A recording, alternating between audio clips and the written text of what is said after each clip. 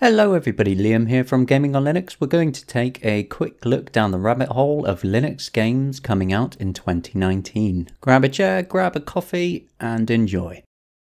First up, we have Valheim, a huge open-world survival and exploration game inspired by Norse mythology and Viking culture. It has a number of interesting features, like the exploration, for example. The further you move away from the center, the more challenging the game will be. As you travel, you will find new resources to make new and better weapons, and eventually make a ship and you can sail across the oceans to new lands. This one actually has an early build available which you can actually test out on Linux from itch.io. I'll pop a link in the description because I was really impressed by it. The last I saw, their current plan is for early access around the first quarter of this year, so given what date it is now, should hopefully be soon. Next on the list we have Alchemic Cutie. For those of you who enjoy games like Stardew Valley, you'll probably like this one quite a lot. Has some similarities to Slime Rancher. It's a relaxing adventure RPG set on a colourful island. You tame wild jellies, meet villagers, enter competitions, and there's some secrets to uncover as well. This is another one I've actually tested myself. I tested it even on a really rubbish Intel notebook, and it ran really well. Next on the list we have Monster Crown, a dark monster catching game that's quite retro. For those of you who played games like Pokemon on the Game Boy, you're going to feel right at home here, except it's tailored towards a more adult audience. This one was actually funded on Kickstarter last year, where nearly 3,000 people gave over $45,000. They actually put out a Linux demo during the Kickstarter and I was so impressed with it, I actually backed it myself because I played Pokemon when I was younger and I thought it was such a cool idea. I have always wanted a Pokemon-like RPG on PC. The problem with Pokemon is obviously that it's tailored to a much younger audience. So this looks like it could hit a pretty sweet spot. For those of you who appreciate games like Dwarf Fortress, you're going to want to take a look at Starmancer. This is another one that was funded on Kickstarter. Over 4,000 people pledged over £130,000 for this one. Set many years after a disaster on Earth made everybody fuse themselves with machines, your task is to build a space station. You will be dealing with colonist needs, so they've got a morale system. There will be pirates, diplomacy. Colonists will develop relationships over time. They have specific classes.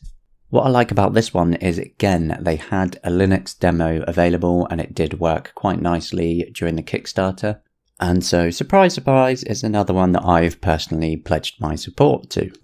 And since I'm a huge space nerd, I love everything to do with space, aliens, you know, the big unknown. I think, honestly, it looks really good. It's got a really sweet graphical style to it as well. So that's Starmancer. You're going to want to keep an eye on that. Asylum is one that has been in development for quite some time now. Guess what? This one had a Kickstarter as well, back in 2013. It's a supernatural horror adventure, the spiritual successor to Scratches, set in a decaying mental institute, inspired by Lovecraft, Hammer Films, and some twisted Euro horror from the 80s. The developers said back in late January that they think they really will be able to hit a release for this in 2019, which is going to be great. We don't actually get that many decent horror titles on Linux.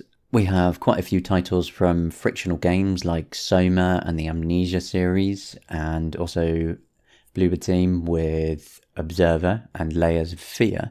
But outside of that, there's not many great horror games, so Asylum should definitely be one to watch. I mean, it looks really good from all the shots of it, but after this long, it better be good.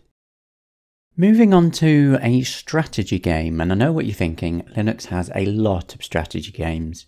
But this one is quite different. It's a squad-based survival strategy game with procedurally generated levels set in a post-apocalyptic North America. It's a bit of a road trip simulator as well, as you pick specific locations to travel to and loot, and each location is a small sort of cube-like area. What's striking about Overland is the atmosphere. It's really thick. Overland is actually available right now in first access on itch.io. I've had this for quite a long time and I've constantly tested it through different builds, and it's such a good game. It's really difficult though, but it's one to watch. While they haven't actually given it an exact release date yet, we do know it's going to be this year.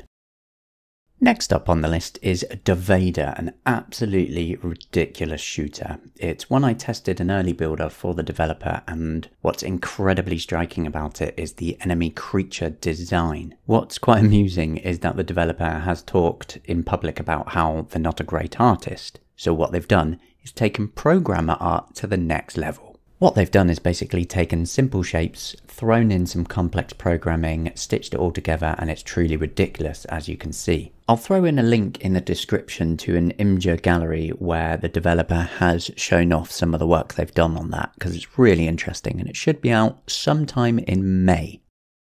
Going back to strategy titles for a moment, we have Imperator Rome, the newest grand strategy title from Paradox Development Studio and Paradox Interactive. What's great here is that Paradox are continuing their Linux support, which they've done for quite some time now. So they've given us games like Stellaris, Crusader Kings 2, Europa Universalis, Hearts of Iron as well, and there's probably some that I'm missing. It's always difficult to get a feel for games like this through videos because they take so long to get going. This is going to be one we're going to have to play to get a good look at it, really. For anyone who has played a previous grand strategy game from Paradox, you probably know what to expect already anyway, but either way, it's fantastic. It's still coming to Linux. As for the release, this one is due in April.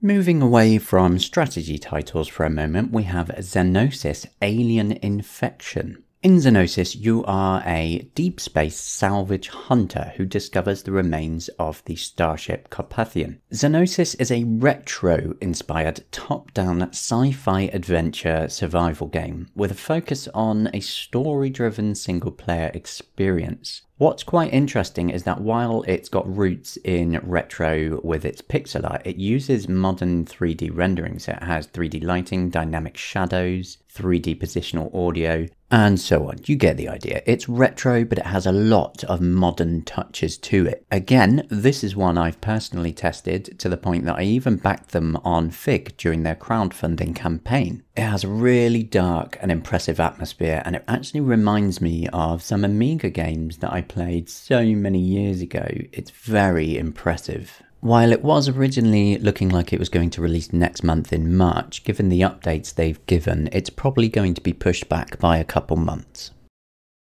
Finally, we have Stoneshard, a turn-based RPG about exploring a vast procedurally generated medieval world. It's another that had a crowdfunding campaign. This one had over 3,000 people pledge just over $100,000 to help bring it to life. It has a very dark and grim setting, inspired by classics like Diablo, Adom, and more modern games like the Banner Saga and The Darkest Dungeon. It sounds like a game that actually has quite a lot of depth to it because of the health and survival system. So aside from ordinary hit points, they say you'll have to deal with different diseases and ailments. So there's pain, hunger, broken bones, thirst, and various forms of intoxication. You also have to deal with mental health as well, which apparently will play a big role in Stoneshard. So outside of the combat, it looks like there's going to be a lot that you need to deal with in this game. While the Steam page says it will release in the first quarter of this year, they have said in the discussion posts on Steam that it won't be anytime soon, so we're looking at still a good few months away on this one. And they have 10 interesting games coming to Linux later this year. For all the latest news, reviews, interviews, editorials and more, be sure to check us out on gamingonlinux.com. Thank you for watching.